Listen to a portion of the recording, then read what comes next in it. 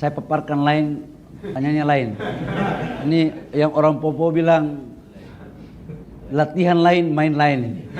Tapi oke, nggak apa-apa lah, sesama pemain boleh dong kita jelaskan.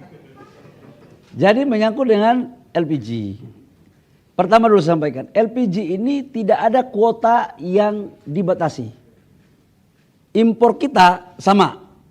Bulan lalu dan bulan sekarang atau 3-4 bulan lalu sama aja, nggak ada.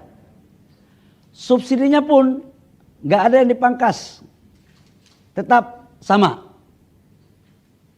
Yang hal baru itu begini ceritanya.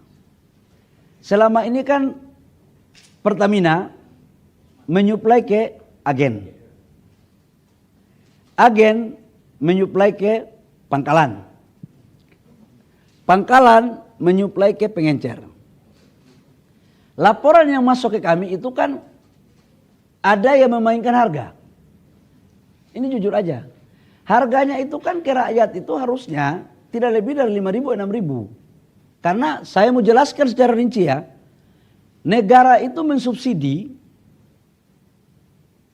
harga realnya itu per kilogram itu negara mensubsidi sekitar 12.000 ya Pak. 12.000 rupiah kurang lebih per kilogram. Kalau 3 kilogram satu tabung itu berarti kurang lebih sekitar 36.000 rupiah per tabung. Laporan yang masuk ke kami, subsidi ini, LPG ini ada yang sebagian tidak tepat sasaran. Ya mohon maaf, tidak bermaksud curiga nih.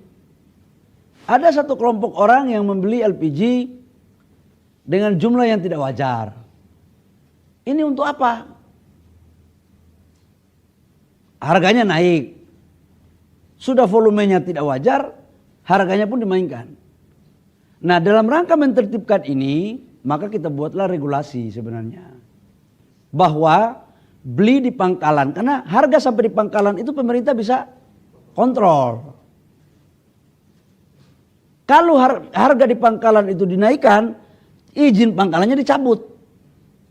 Dikasih denda, dan kita bisa tahu siapa pemainnya. Nah, cuman memang dengan pengencer tidak diberikan itu, karena yang biasanya main ini kan di level di bawah. Sekarang saya dapat memahami, contoh di Jakarta Timur, di tempat saya tinggal.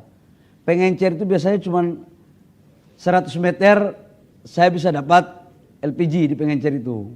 Sekarang mungkin bukan 100 meter, tapi mungkin 500 atau 1 kilo.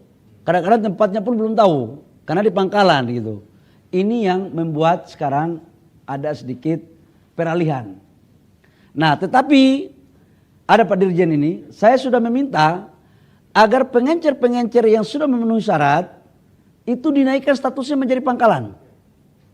Supaya apa? Dia bisa kita kontrol harganya. Karena kalau tidak ini bisa berpotensi menyalahgunakan. Ini transisi aja sebenarnya.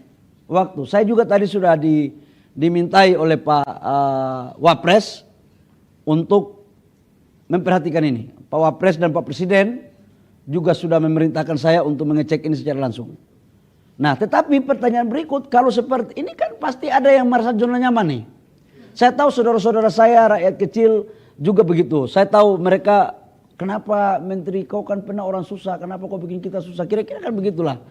Ya, tapi Bapak Ibu semua saudara-saudara saya dimanapun berada, mohon kasih kami waktu sedikit saja. Kami selesaikan ini. Barang gak ada langka, saya jamin.